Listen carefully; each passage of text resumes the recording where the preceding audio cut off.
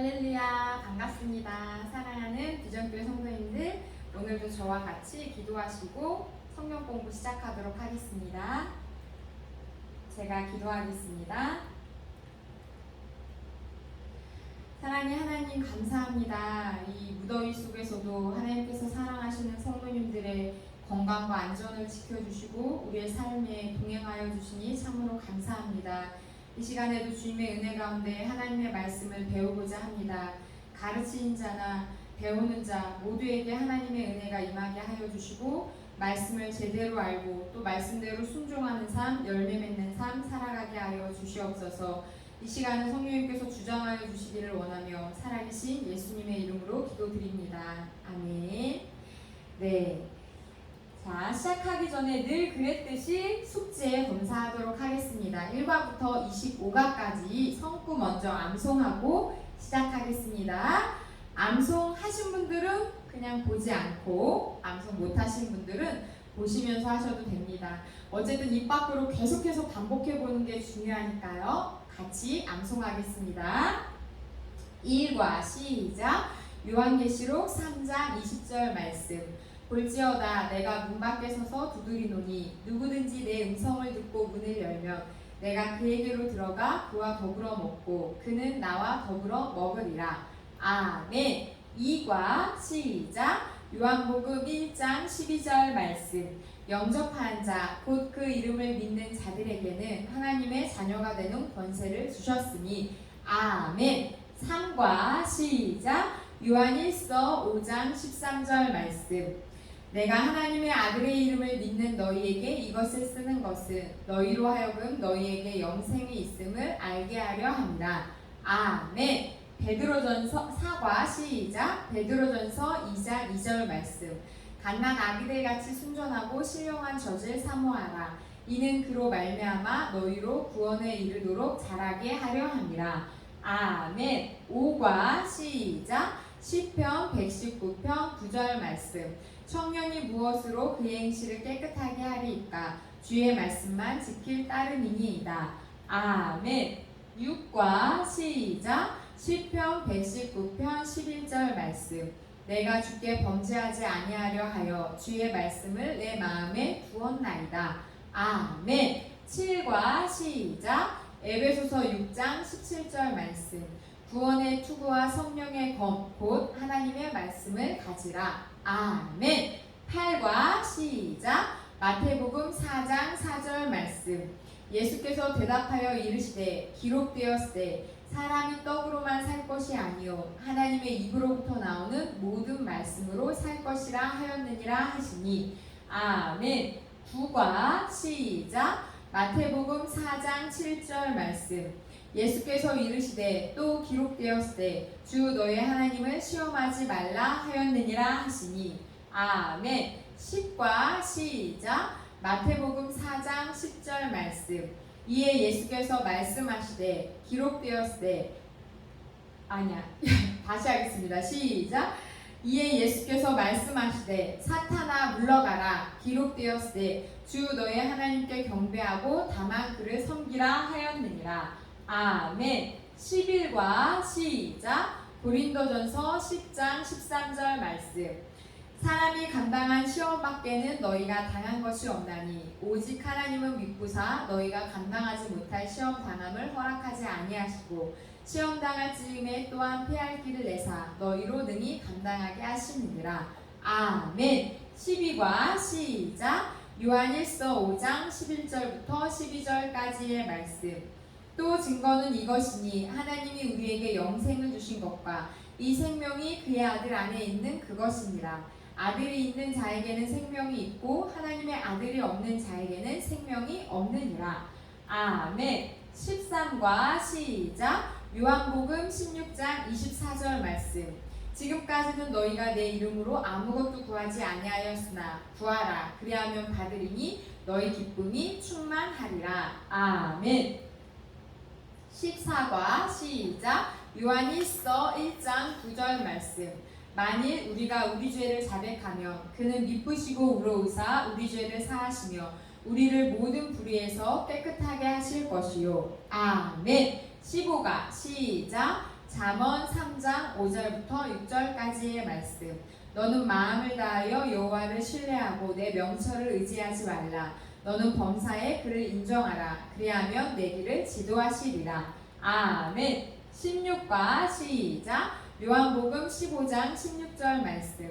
너희가 나를 택한 것이 아니요 내가 너희를 택하여 세웠나니 이는 너희로 가서 열매를 맺게 하고 또 너희 열매가 항상 있게 하여 내 이름으로 아버지께 무엇을 구하든지 다 받게 하려 함이라. 아멘. 17과 시작. 로마서 8장 29절부터 30절까지의 말씀. 하나님이 미리 아신 자들을 또한 그 아들의 형상을 본받게 하기 위하여 미리 정하셨으니 이는 그로 많은 형제 중에서 맏아들이 되게 하려 하심이니라. 또 미리 정하신 그들을 또한 부르시고 부르신 그들을 또한 의롭다 하시고 의롭다 하신 그들을 또한 영화롭게 하셨느니라. 아멘. 18과 시작. 로마서 12장 1절 말씀.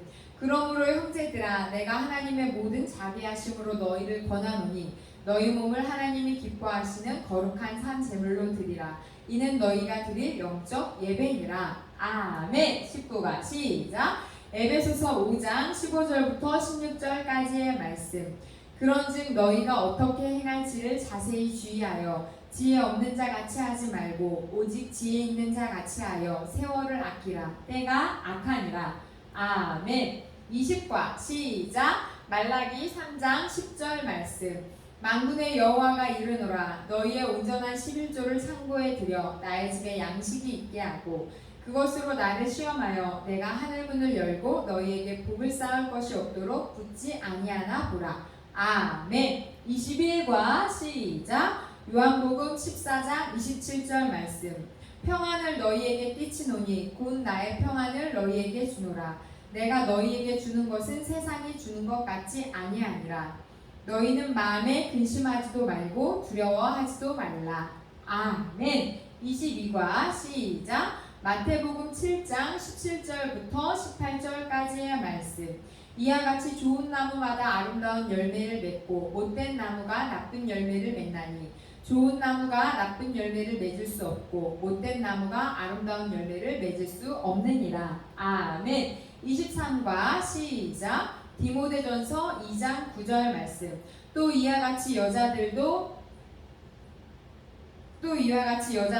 단정하게 옷을 입으며 소박함과 정절로서 자기를 단장하고 땀 머리와 금이나 진주나 값진 옷으로 하지 말고. 아멘. 24과 시작. 마태복음 5장 14절 16절 말씀. 너희는 세상의 빛이라. 산 위에 있는 동네가 숨겨지지 못할 것이요 이같이 너희 빛이 사람 앞에 비치게 하여 그들로 너희 착한 행실을 보고 하늘에 계신 너희 아버지께 영광을 돌리게 하라. 아멘. 25가 시작. 야고보서 1장 2절부터 4절까지의 말씀. 내 형제들아 너희가 여러 가지 시험을 당하거든 온전히 기쁘게 여기라. 이는 너희 믿음의 시련이 인내를 만들어내는 줄 너희가 알미라. 인내를 온전히 이루라. 이는 너희로 온전하고 구비하여 조금도 부족함이 없게 하려 함이라. 아멘. 잘하셨습니다. 성경 1독 힘내서 한번 올해에는 성경 1독을 해보는 기쁨을 누리시기 바랍니다. 특별 숙제, 시험에 졌던 것, 이겼던 것 한 가지씩 적어보기로 했지요. 네, 어떻게 잘 적어보셨나요? 생각만 하는 것보다 직접 적어보면 생각이나 이런 지난 경험이나 하나님께 받았던 은혜들이 훨씬 더 정리가 잘 됩니다. 꼭 메모해 보시기를, 기록해 보시기를 바랍니다.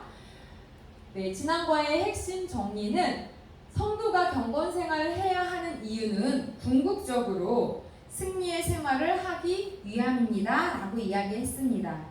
그러므로 우리는 경건 생활에서의 승리를 위해 마귀의 유혹과 시험을 이겨내야 합니다. 우리가 마귀의 유혹과 시험을 이겨낼 수 있는 방법은 오직 하나님의 말씀을 붙잡을 때, 하나님께 가까이 나아갈 때 마귀의 시험과 유혹을 이길 수 있습니다.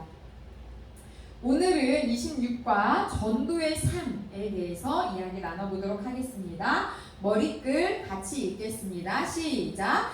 우리는 지금까지 그리스도인으로서의 거듭남과 자라남, 그리고 자라난 뒤의 헌신 생활과 경건 생활을 어떻게 해야 하는지에 대해서 공부했습니다. 이제 최종적으로 생각할 점은 하나님께서 왜 우리를 구원하셨으며 어떻게 사는 것이 하나님께 가장 영광을 돌리는 삶이고 하나님이 가장 기뻐하시는 삶인지를 알아야 합니다. 네, 구원받은 우리는 내 사명이 무엇인지, 내가 어떻게 살아갈 때 하나님이 가장 기뻐하시는지를 알아야 된다는 것입니다. 자, 오늘 성구 소리내어 3번 읽어보겠습니다. 시작! 사도행전 1장 8절 말씀. 오직 성령이 너희에게 임하시면 너희가 권능을 받고 예루살렘과 온 유대와 사마리아와 땅끝까지 이르러 내 증인이 되리라 하시니라. 아멘. 사도행전 1장 8절 말씀. 오직 성령이 너희에게 임하시면 너희가 권능을 받고 예루살렘과 온 유대와 사마리아와 땅끝까지 이르러 내 증인이 되리라 하시니라. 아멘. 사도행전 1장 8절 말씀.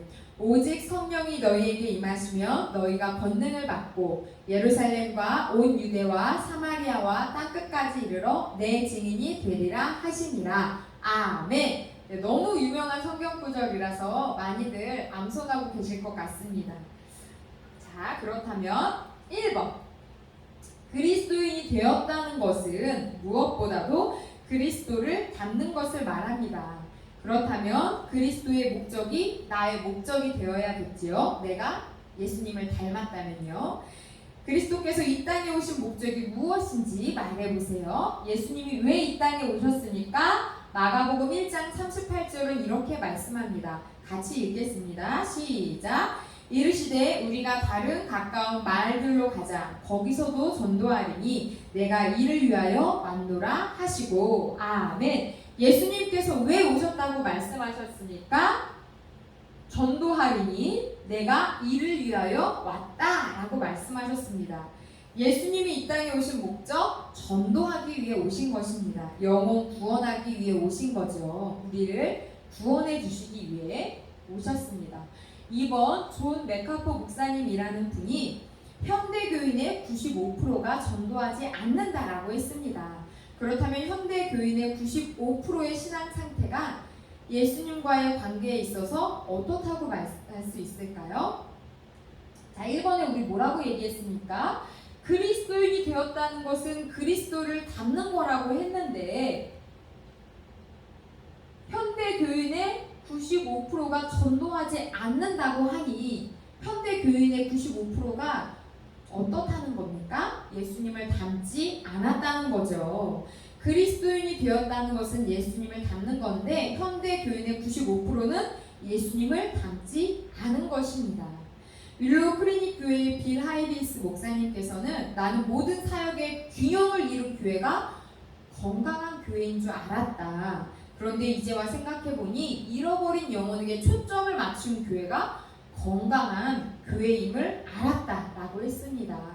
영혼 구원, 그것이 교회가 존재하는 아주 큰 목적 중에 하나인 것이지요. 그리고 우리가 전도할 때 예수님을 닮은 삶을 살아가는 것입니다. 자, 그렇다면 3번 현대교인들이 왜 전도를 못하고 안 하는 걸까요? 성경 말씀 통해서 읽어보겠습니다. 시작! 갈릴리 해변에 다니시다가 두 형제 곧 베드로라 하는 시몬과 그의 형제 안드레가 바다에 금을 던지는 것을 보시니 그들은 어부라 말씀하시되 나를 따라오라 내가 너희를 사람을 낚는 어부가 되게 하리라 하시니. 아멘. 자, 예수님께서 제자들에게 뭐라고 하셨습니까? 첫 번째 말이 중요합니다. 19절 보면 말씀하시되 누구를 따르라? 나를 따르라 라고 말씀하셨습니다. 현대 교인들이 전도하지 못하는, 안 하는 이유는 예수님을 따르지 않아서입니다. 왜 내가 부름을 받았는지 진지하게 생각하지 못해서입니다. 주님의 전도계획이라는 책을 쓴 로버트 쿨만이라는 분은 그 책에서 그리스도인이 왜 전도에 무기력한가? 하나님의 명령에 무관심하기 때문이다 라고 말했습니다. 하나님의 명령에 관심을 갖고 있다면, 내가 왜 부르심을 받았는지 진지하게 생각해 봤다면 전도할 수밖에 없겠지요. 4번, 성령을 보내신 목적이 무엇인가요? 사도행전 1장 8절, 오늘 성구지요. 자, 그리고 성령을 받은 나의 직책은 무엇인가요? 고린도후서 5장 17절부터 18절 말씀 같이 읽겠습니다. 사도행전 오늘 성구부터 먼저 소리내어 있습니다. 시작! 오직 성령이 너희에게 임하시면 너희가 권능을 받고 예루살렘과 온 유대와 사마리아와 땅끝까지 이르러 내 증인이 되리라 하시니라. 아멘. 자, 성령을 보내신 목적, 예수님의 증인이 되라고 보내신 것입니다. 땅끝까지 이르러 내 증인이 되리라 하신 거지요. 자, 성령을 받은 나의 직책은 무엇인지 고린도후서 말씀도 같이 소리내어 읽겠습니다. 시작! 그런즉 누구든지 그리스도 안에 있으면 새로운 피조물이라. 이전 것은 지나갔으니 보라 새 것이 되었도다. 모든 것이 하나님께로서 났으며 그가 그리스도로 말미암아 우리를 자기와 화목하게 하시고 또 우리에게 화목하게 하는 직분을 주셨으니. 아멘. 자, 예수님 때문에, 예수님을 그 십자가 죽으심으로 우리가 하나님과 화목하게 되었습니다. 그리스도로 말미암아 화목하게 되었다라고 말씀하시죠. 그리고 우리에게 어떤 직분을 주셨다고 합니까? 화목하게 하는 직분을 주셨다고 말씀하고 있습니다. 하나님과 다른 사람들이 서로 화목하게 하는 그 예수님의 직분을 우리에게 주셨다는 것입니다. 자, 예수님을 믿지 않는 사람들과 하나님을 따르지 않고 순종하지 않는 그 사람들과 하나님 사이를 화목하게 하는 일, 그거를 두 글자로 뭐라고 할까요? 맞습니다. 바로 전도입니다. 자, 5번 보겠습니다. 예수님의 마지막 지상 명령이 무엇이었을까요? 마태복음 말씀 같이 소리내어 읽겠습니다. 시작! 그러므로 너희는 가서 모든 민족을 제자로 삼아 아버지와 아들과 성령의 이름으로 세례를 베풀고 내가 너희에게 분부한 모든 것을 가르쳐 지키게 하라. 볼지어다 내가 세상 끝날까지 너희와 항상 함께 있으리라 하시니라. 아멘. 예수님의 마지막 명령, 가서 모든 민족을 제자로 삼으라고 말씀하셨습니다. 세례를 베풀고 내가 너희한테 분부한 모든 것을 가르쳐서 지키게 해라 라고 하셨습니다. 이것은 가서 전도하고 그 전도해온 영혼들을 세례를 통해서 회개하게 하고 하나님의 말씀을 가르쳐서 하나님의 뜻대로 살아가게 하라는 말씀입니다. 하나님의 명령, 예수님의 마지막 유언과 같은 아주 중요한 말씀이죠. 6번 마태복음 28장 20절 하반절을 보면 우리 좀 전에 읽었던 말씀, 볼지어다 내가 세상 끝날까지 너희와 항상 함께 있겠다 라고 하셨는데 누구와 함께 있다는 것입니까? 자, 윗절을 보면 알 수 있죠. 내가 너희에게 분부한 모든 것을 가르쳐 지키게 하는 자, 그에게 세상 끝날까지 함께 하시겠다는 것입니다. 쉽게 말해서 영혼을 구원하기 위해 애쓰는 그 전도자, 그 전도된 영혼이 하나님의 뜻대로 살아가도록 옆에서 돕고 양육하는 그 영혼을 살리고 세우고 그 섬기는 그 사람에게 세상 끝날까지 함께 하시겠다는 것입니다. 왜냐하면 생명을 구원하고 그 생명을 길러내는 것보다 더 중요한 일이 없기 때문이겠죠. 자, 7번 예수님의 공생의 사역은 12제자를 훈련시킨 일에 온 생애를 보냈다 해도 과언이 아닙니다. 그런데 제자란 지식만 전하는 것이 아니라, 죄송합니다. 자자가 아니라 제자입니다. 제자란 지식만 전달받는 것이 아니라 인격까지 전달받는 것을 말합니다. 즉 가슴을 전달받는 것이지요. 그렇다면 예수님의 가슴 속에 가득 찼던 것이 무엇일까요? 진짜 제자라면 예수님의 마음을 그대로 이어받아야 하는데 예수님의 마음 속에 무엇이 가득했냐, 이 질문입니다.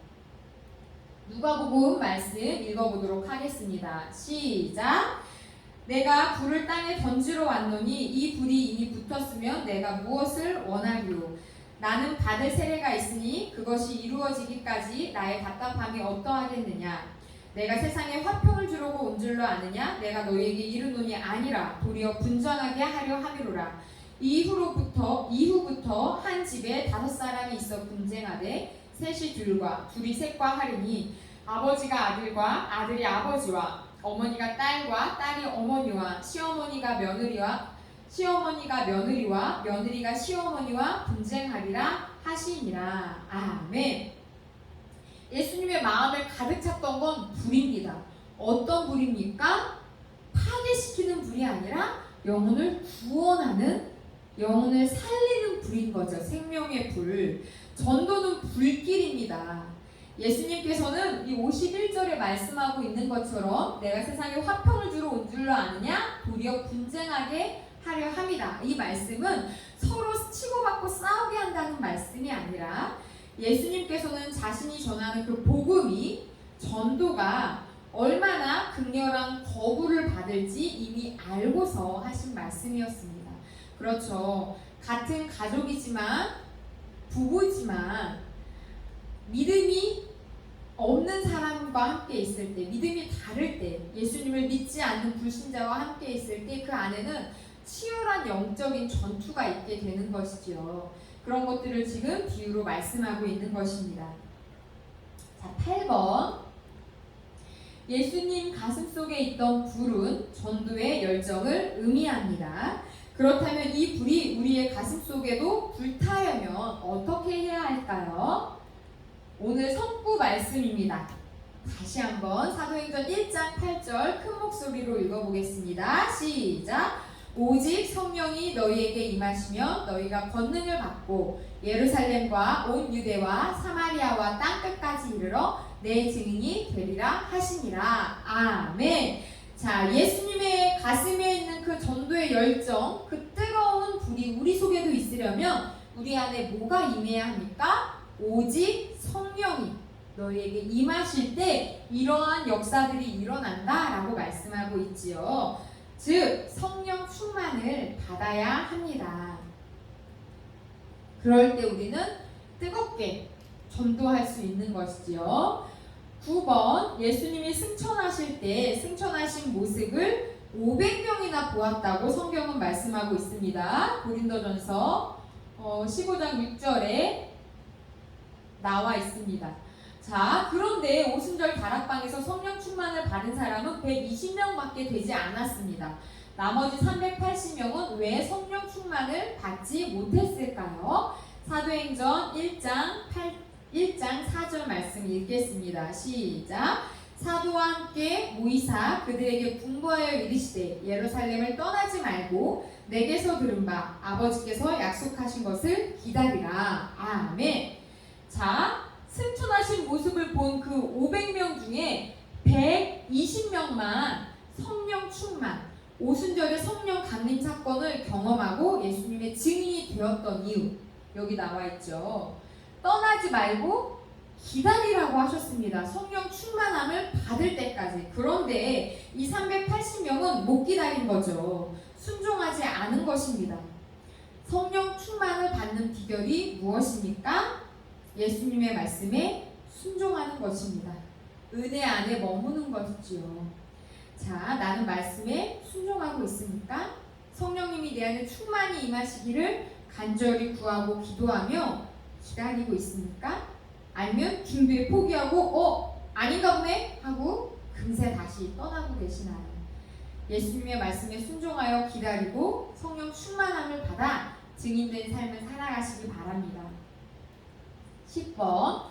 사도행전 2장 1절부터 4절에 보면 오순절 다락방에 모인 120명의 성도에게 성령이 충만히 임했습니다. 저들이 성령 충만해진 결과 저들에게 어떤 변화가 나타났습니까?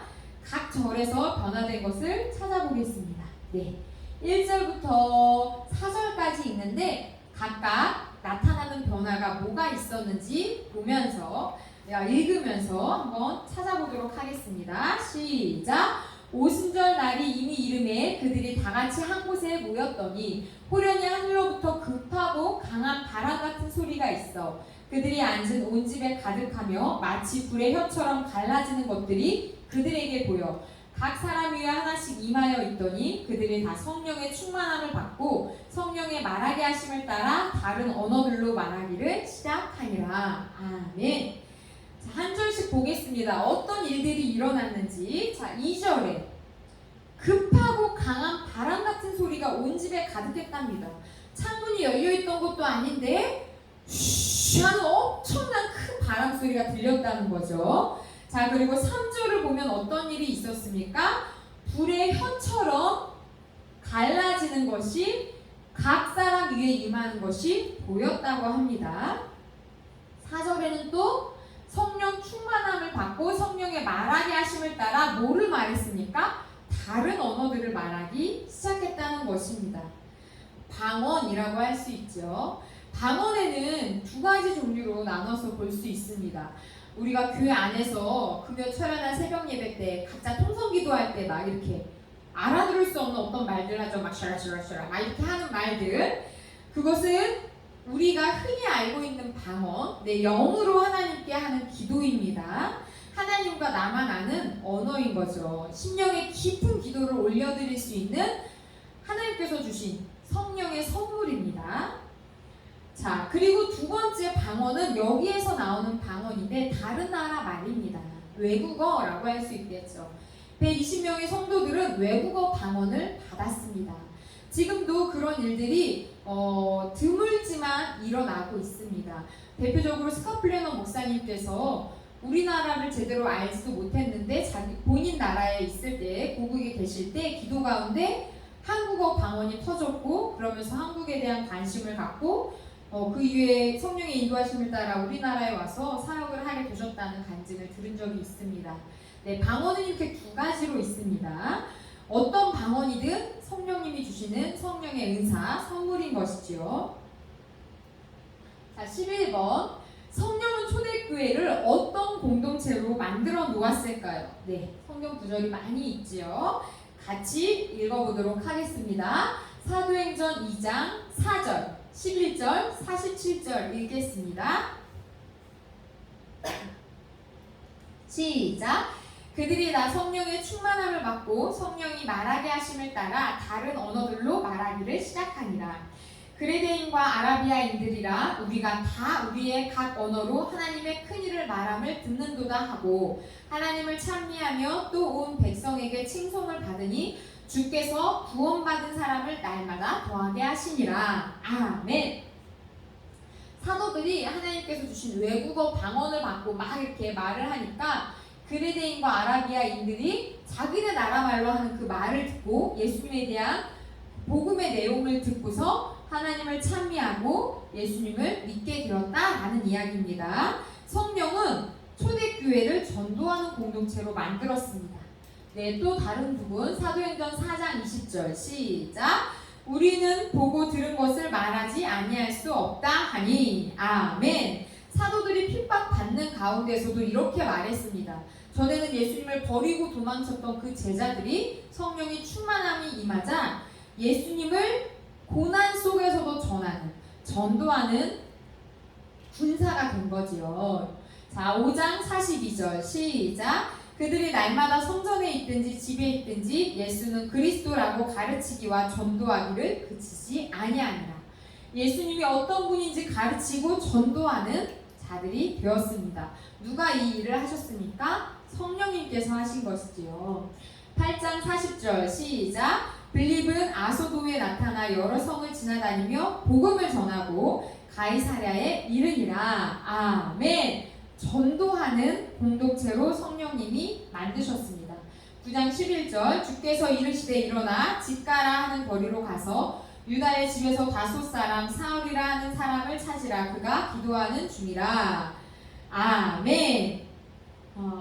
이 말씀은 예수님을 핍박했던, 지금은 우리가 사도 바울이라고 하는 그 바울이 사울이었을 때 예수님을 핍박하는 자였다가 다메섹 도상에서 예수님을 만나고 눈이 멀어서 유다의 집에서 있을 때 성령님께서 그 그의 제자 바나바를 통하여서 사울을 찾아가서 다시 기도해주고 눈을 뜨게 해주는 그런 사건에 대한 말씀입니다. 바나바가 아니라 아나니아죠. 네, 이렇게 성령님은 사람을 회심시키고 영혼을 구원하는 일을 하게 하시는 놀라운 공동체로 초대교회를 만들어 놓으셨습니다. 자, 11장 21절 시작. 주의 손이 그들과 함께 하심에 수많은 사람들이 믿고 주께 돌아오더라. 아멘. 14장 1절. 이에 이고니온에서 두 사도가 함께 유대인의 회당에 들어가 말하니 유대와 헬라의 허다한 무리가 믿더라. 지금까지 읽은 성경 구절이 다 뭐에 대한 이야기입니까? 성령님이 오시자 사도들이 변하여서 전도자가 되었다라는 이야기입니다. 자, 12번. 증인이 갖추어야 할 요건을 말해보세요. 사도행전 4장 20절은 이렇게 말씀하고 있습니다. 우리가 보고 들은 것을 말하지 아니할 수 없다 하니 라고 말씀하고 있습니다. 증인은 무엇을 하는 사람입니까? 내가 보고 들은 것을 그대로 얘기하는 사람이지요. 자, 14번. 법정에서 증인이 사명을 다하지 못해 재판받는 사람이 사형을 당하게 된다면 어떤 심판을 받는다고 했나요?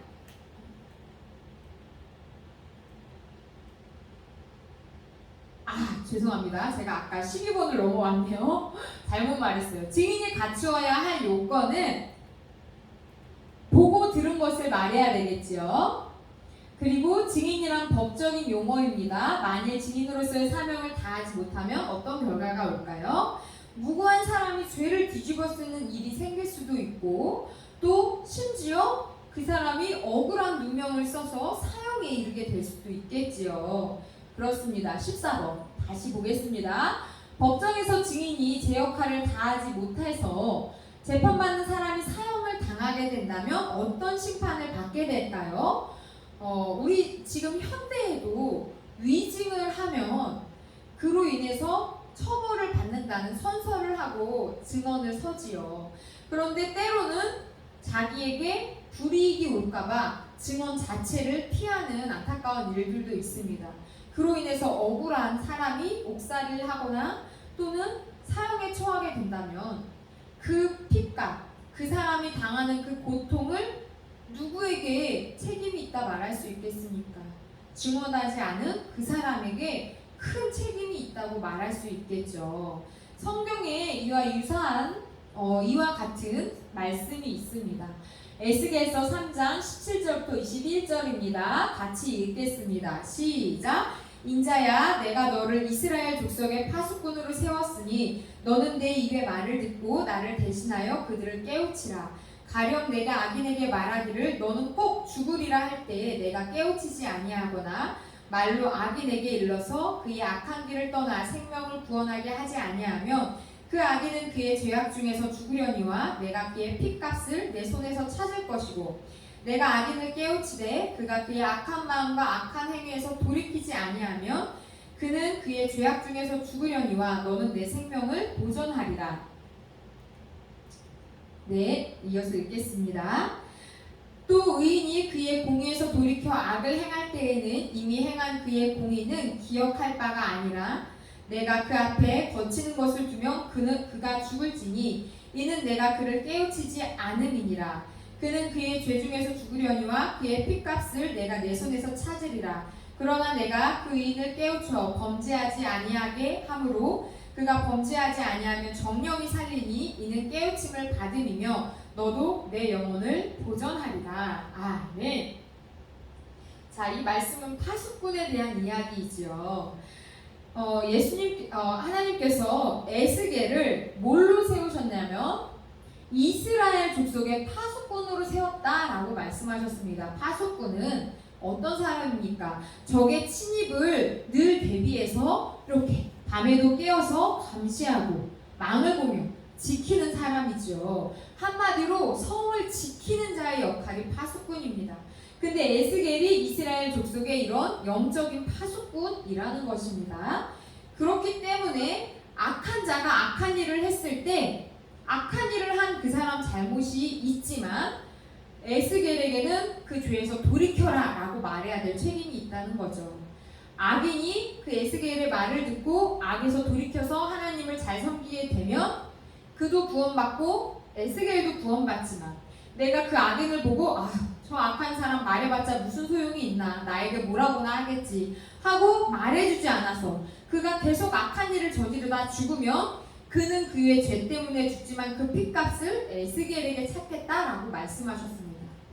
또 의인이 의롭게 살다가 순간 삐끗해서 죄를 짓게 되었을 때, 죄의 길로 가게 될 때 에스겔에게는 또 어떤 책임이 있는 것입니까? 그 죄에서 돌이키십시오. 다시 신앙을 회복하십시오. 말해야 되는 책임이 있다는 것입니다. 내가 그렇게 말하지 않았을 때 내가 이렇게 말하면 싫어하겠지, 관계가 틀어지겠지, 굳이 뭘 말해야 되나 하고 내가 말하지 않는다면 그는 그의 죄 가운데 죽을지라도 그 핏값을 나에게 또 찾는다라는 말씀인 거지요. 우리가 이런 영적인 파수꾼의 역할을 감당해야 하는 자들이라 할 수 있습니다. 파수꾼이 위험을 알려주지 아니하면 그 핏값을 파수꾼에게 찾는 것처럼 이미 예수님을 믿어 그 복음을 알고 있는, 또 영원한 생명이 있고 영원한 죽음이 있다는 것을 알고 있는 우리가 믿지 않는 사람 또는 신앙에서 떨어져 나가서 실족해 있는, 믿음대로 말씀대로 살아가지 못하는 영혼을 돌이키지 않는다면, 그에게 예수님을 전하지 않고 그를 위해 기도하지 않는다면 그의 핏값을 나에게, 그 책임을 나에게도 물으신다는 것입니다. 영적으로 깨어있는 우리가 되기를 소망합니다. 자, 15번 보겠습니다. 신앙의 정점은 십자가라 할 수 있습니다. 예수님이 십자가에서 못 박히심으로 온 인류가 구원받는 은혜가 주어졌습니다. 그러므로 예수님은 우리를 향해 네 십자가를 지고, 내 십자가를 지고 나를 쫓으라고 하셨습니다. 그렇다면 우리의 십자가가 무엇일까요? 골로새서 말씀 읽겠습니다. 시작. 만일 너희가 믿음에 거하고 터 위에 굳게 서서 너희 들은 바 복음의 소망에서 흔들리지 아니하며 그리하리라. 이 복음은 천하 만민에게 전파된 바요, 나 바울은 이 복음의 일꾼이 되었노라.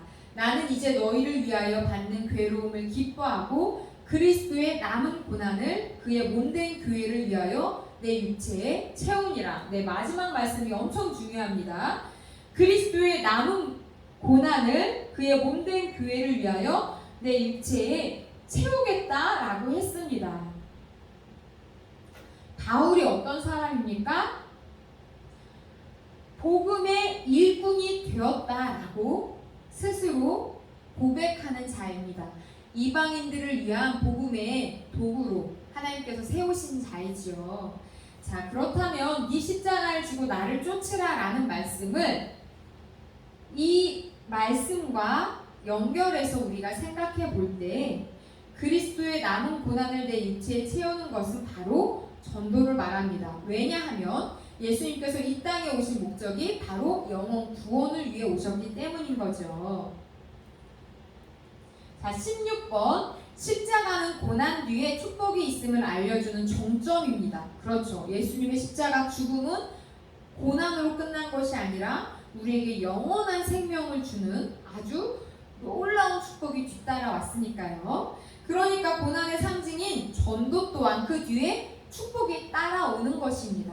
어떤 축복이 있는지 다음 성경 구절들을 읽으면서 생각해 보도록 하겠습니다. 로마서 10장 10절 시작. 사람이 마음으로 믿어 의에 이르고 입으로 시인하여 구원에 이르느니라. 아멘. 자, 우리가 전도할 때 어떤 일들이 일어납니까? 구원에 이르는 은혜가 있습니다. 내가 전하는 그 대상자가 구원받는 역사가 있다는 것입니다.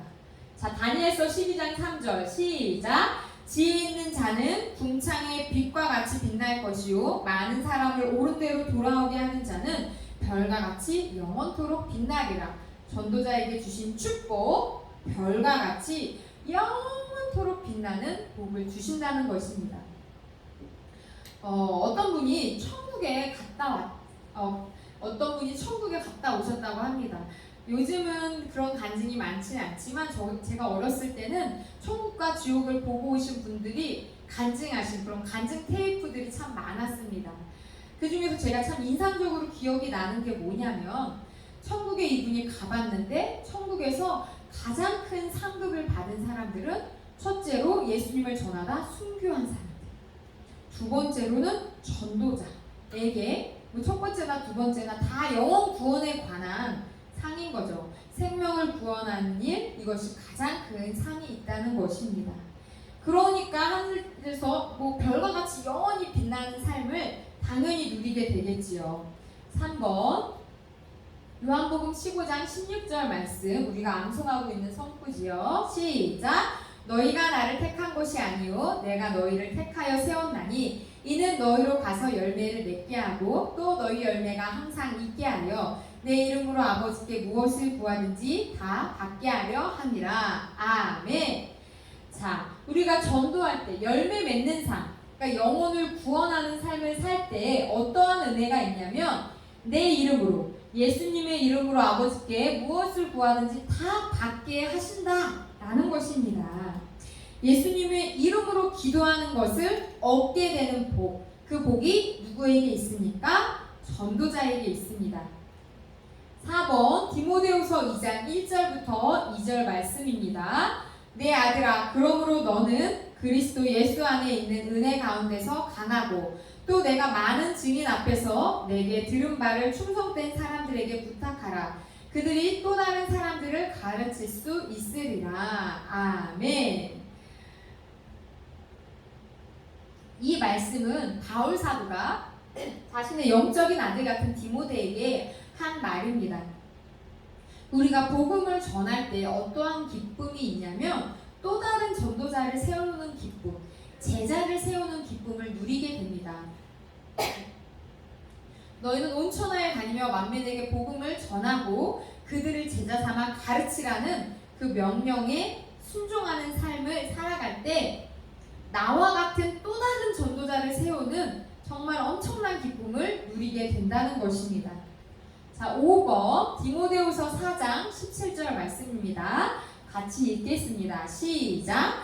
주께서 내 곁에 서서 나에게 힘을 주심은 나로 말미암아 선포된 말씀이 온전히 전파되어 모든 이방인이 듣게 하려 하심이니 내가 사자의 입에서 건짐을 받았느니라. 아멘. 네, 이것 또한 바울 사도가 디모데에게 쓴 편지인 거죠. 자, 전도자에게 주시는 은혜는 무엇이냐면 내가 사자의 입에서 건짐을 받았느니라. 악의 세력으로부터 하나님께서 지키시고 보호받는 축복을 누리게 된다는 것입니다. 자, 6번 야고보서 5장 19절부터 20절 말씀 읽겠습니다. 시작! 내 형제들아 너희 중에 미혹되어 진리를 떠난 자를 누가 돌아서게 하면 너희가 알 것은 죄인을 미혹된 길에서 돌아서게 하는 자가 그의 영혼을 사망에서 구원할 것이며 허다한 죄를 덮을 것임이라. 아멘. 이거 아까 에스겔서에 있는 파수꾼의 말씀이 생각나는 구절이죠. 미혹된 자, 내 형제들아 너희 중에 미혹되어 진리를 떠난 자를 돌아서게 하며, 진리를 떠났다니까 원래는 진리 가운데 있다가 떠났다는 말이겠죠. 교회 안에도 이런 성도들이 있죠. 신앙생활 하다가 실족해서 신앙생활 하지 않는, 떠나가 버린 그들을 다시 돌아오게 하는 것, 이것 또한 전도입니다. 정말 귀한 전도죠. 그렇게 할 때 그를 미혹된 길에서 돌아서게 하는 자가 그의 영혼을 사망에서도 구하고 허다한 죄, 그의 허다한 죄를 덮게 될 거다라는 말씀입니다.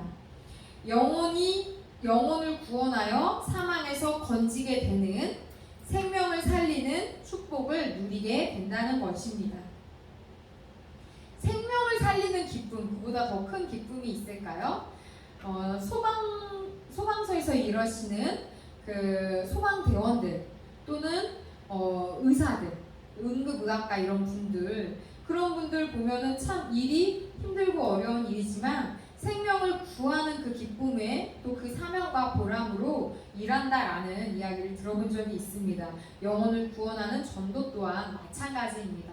전도할 때 하나님이 주시는 그 영혼을 살리는 기쁨, 생명을 구하는 기쁨. 때로는 내가 전도 현장에 나가서 아무에게도 말 한마디 제대로 못하고 예수님 믿으세요, 교회 가세요 하고 그냥 끝났다 할지라도, 내 전도를 받고 누군가 교회에 오지 않는다 할지라도 그 전도 자체가 하나님 기뻐하시기 때문에 내 심령에 굉장히 큰 기쁨이 이렇게 솟아나는 것을 경험하실 수 있습니다.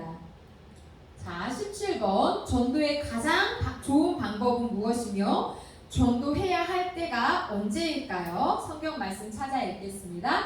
고린도전서 1장 21절입니다. 시작. 하나님의 지혜에 있어서는 이 세상이 자기 지혜로 하나님을 알지 못하므로 하나님께서 전도에 미련한 것으로 믿는 자들을 구원하시기를 기뻐하셨도다.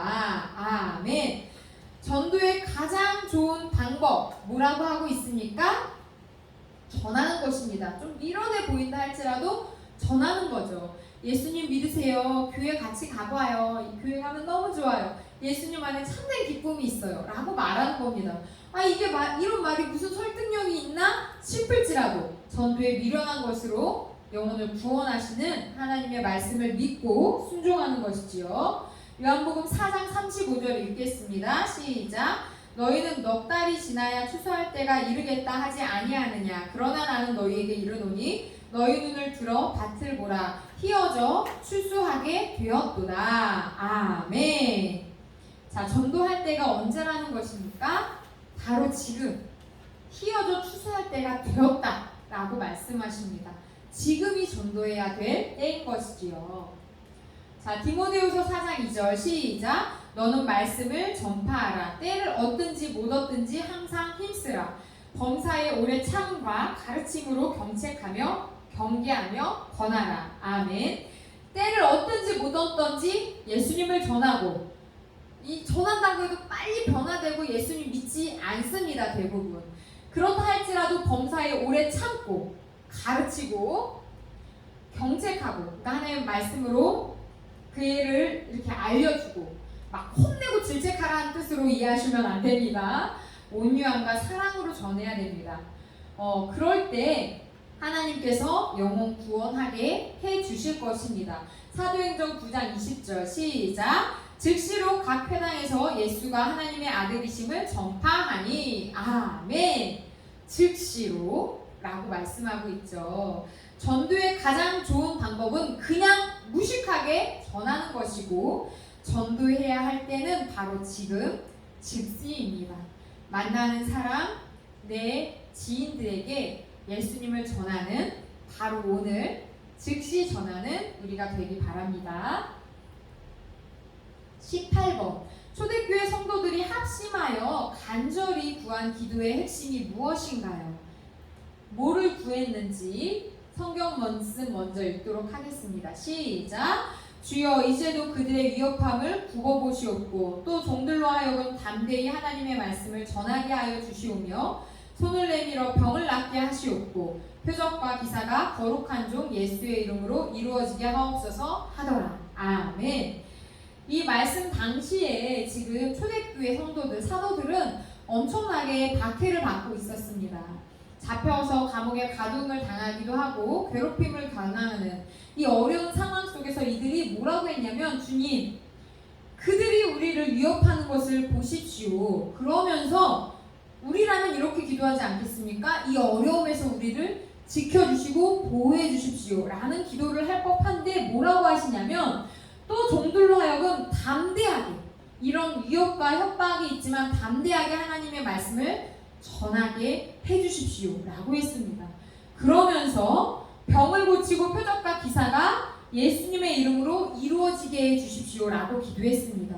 자신들의 능력 있음을 나타내기 위함이 아니라 오로지 이 이적과 기사도 결국 예수님을 전하기 위한 도구일 뿐인 것이죠.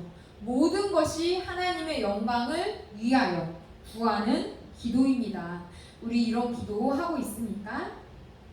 내가 하나님께 올려드리는 기도의 대부분은 나의 필요를 구하는 것들이죠. 물론 그런 기도도 해야 합니다. 구하라, 찾으라, 두드리라. 그러면 너희에게 주겠다 약속하셨습니다. 하지만 우리가 믿음이 어린아이의 신앙에서 조금 더 성장했다면 그 구원의 은혜와 기쁨, 감사가 내 안에 있다면 이제 우리에게 우리 일상의 필요에 기도의 제목들도 해야 되지만 이러한 기도도 하나님께 올려드릴 수 있기 바랍니다. 하나님의 기쁨이 되고 영광되는 삶, 복음을 전하는 삶 살아가게 해달라고 말입니다. 자, 마지막 19번입니다. 성경에 보면 가장 위대한 전도자는 역시 바울이지요. 그런데 초대교회가 바울이라는 위대한 인물을 얻게 된 데에는 전적인 하나님의 역사이지만 하나님은 항상 사람을 통해 일하십니다. 위대한 전도자 바울을 위해 동원된 하나님의 인물이 누가 있을까요? 자, 성경 말씀 읽어보겠습니다. 사도행전 9장 17절부터 18절 말씀 시작. 아나니아가 떠나 그 집에 들어가서 그에게 안수하여 이르되 형제 사울아 주 곧 내가 오는 길에서 나타나셨던 예수께서 나를 보내어 너로 다시 보게 하시고 성령으로 충만하게 하신다 하니 즉시 사울의 눈에서 비닐 같은 것이 벗겨져 다시 보게 된지라. 일어나 세례를 받고 아멘. 네. 앞에 문제에서 제가 말씀드렸던 내용입니다. 기억나시지요? 다메섹 도상으로 다메섹으로 이렇게 예수님 믿는 사람들 잡으러 가는 그 길에 아주 밝은 빛 가운데 예수님의 음성을 듣게 되었고 그는 눈이 멀게 되었습니다. 그 눈이 먼 상태에서 이렇게 집에 머물고 있는 사울에게 아나니아를 보내셔서 그에게 안수하고 세례를 받고 예수님의 증인된 삶을 살아가게 하셨지요. 바울 위에 동원된 하나님의 인물 아나니아입니다. 그리고 또 있지요. 사도행전 9장 26절부터 30절 말씀 읽겠습니다. 시작. 사울이 예루살렘에 가서 제자들을 사귀고자 하나 다 두려워하여 그가 제자단을 믿지 아니하니 바나바가 데리고 사도들에게 가서 그가 길에서 어떻게 주를 보았는지와 주께서 그에게 말씀하신 일과 다메섹에서 그가 어떻게 예수님의 이름으로 담대히 말하였는지를 전하니라. 사울이 제자들과 함께 있어 예루살렘에 출입하여 또 주 예수의 이름으로 담대히 말하고 헬라파 유다인들과 함께 말하며 변론하니 그 사람들이 죽이려고 힘쓰거늘 형제들이 알고 가이사랴로 데리고 내려가서 다소로 보내니라. 아멘. 죄송합니다. 네, 아나니아에게 세례를 받고 이제 정말 예수님의 증인으로 살기로 결심한 사울, 우리가 알고 있는 그 사도 바울, 사도 바울이 예수님의 증인된 삶을 살고 싶었지만 오히려 예수님을 믿는 사람들이 믿지 않았습니다. 사도들도 믿을 수 없었죠. 왜냐하면 이 사울이 예수님을 믿는 사람들을 막 잡아 가두는 엄청난 박해자였기 때문에 믿을 수가 없었습니다. 그럴 때 사울이 예수님을 정말 만났고 변화되었고 예수님의 증인이 되었다는 것을 대변해주는 증언해주는 사람이 있었는데 그가 바로 바나바이죠. 27절에 나와 있습니다. 네. 사도 바울이 되기 위해서 하나님께서는 이렇게 아나니아와 바나바라는 사람을 들어 사용하셨습니다. 우리 또한 바울처럼 위대한 전도자가 되기를 소망할 뿐 아니라 이 아나니아와 바나바처럼 나를 통해 바울 같은 위대한 전도자를 세울 수 있는 그런 도구로 축복의 통로로 쓰임받을 수 있다면 얼마나 기쁘고 감사할까요? 내가 하나님 앞에 쓰임받을 뿐 아니라 다른 이가 하나님께 또 쓰임받을 수 있도록 돕는 복음의 통로가 되는 우리 비전교회 성도님들 되시기를 바랍니다. 자, 오늘 내용이 좀 길었죠. 오늘이 제일 긴 과였습니다. 자, 오늘 배운 내용 간단하게 정리하면 이렇게 말할 수 있겠죠. 하나님께 가장 영광을 돌리는 삶, 하나님께서 가장 기뻐하시는 삶, 그것은 바로 전도입니다. 네, 그래서 이번 주 특별 숙제는 예수님의 증인으로 살기입니다. 전도하기인 거죠. 자, 우리 목요일마다 10시 30분에 여기 제가 지금 녹화하고 있는 것이 우리 비전교회 2층 소예배실인데 여기서 전도 모임 갖습니다. 7월 8월은 더워서 밖에 나가 전도하진 않지만 모여서 같이 전도할 수 있도록 말씀 보고 기도하고 찬양하고 또 교회 앞에 비치해 놓는 그 전도용 마스크, 주보랑 마스크 이렇게 찢는 작업을 합니다. 오래 하지 않고 1시간 합니다. 내가 전도하기는 너무 어렵다, 혼자는 어떻게 전도해야 될지 모르겠다 하시는 분들, 목요일 10시 30분에 이곳에 오시면 같이 기쁘게 전도하실 수 있습니다. 또는 난 직장 때문에 그 시간이 도저히 나지가 않는다 하시는 분들은 우리 전도팀들을 위해 기도해 주시고, 또 직장에서 만난 사람들에게 교회 가서 말씀 들었는데 너무 은혜롭고 좋았어, 교회 가니까 마음이 편안해지더라, 이렇게 이 정도는 얘기하실 수 있잖아요. 내가 막 복음의 내용은 하나님이 세상을 창조하셨고 예수님이 우리를 위해 오셨고 십자가에 죽으시고 살아나셨고 이 예수님 믿으면 구원받는다라고 이렇게 복음을 직접적으로 전하기 어렵다면 내가 받은 은혜 정도 한마디는 나누실 수 있잖아요. 내가 교회 갔는데, 또는 영상으로 우리 목사님 말씀 들었는데 너무 은혜 받고 마음이 편해지더라, 기도하니까 너무 기쁘더라, 내가 널 위해 기도할게, 같이 예수님 믿어보자, 이렇게 말해보는 한 주 되시길 바랍니다. 잘 하실 수 있을 것 같습니다. 네, 힘을 내시고요. 제가 기도하고 전도의 삶 26과였죠. 26과 마치도록 하겠습니다. 자, 기도하겠습니다. 사랑의 하나님, 참 감사합니다. 하나님의 은혜로 우리를 여기까지 인도해 주시고 이제 우리가 전도자로 살아가기를 원하셔서 전도의 삶에 대해 배우게 하여 주시니 참 감사합니다. 우리 각자가 있는 삶의 자리에서 영혼 구원을 위해 파수꾼처럼 깨어서 기도하게 하여 주시고 또 전하게 하여 주시고 영혼 구원의 기쁨을 맛보게 하여 주시옵소서.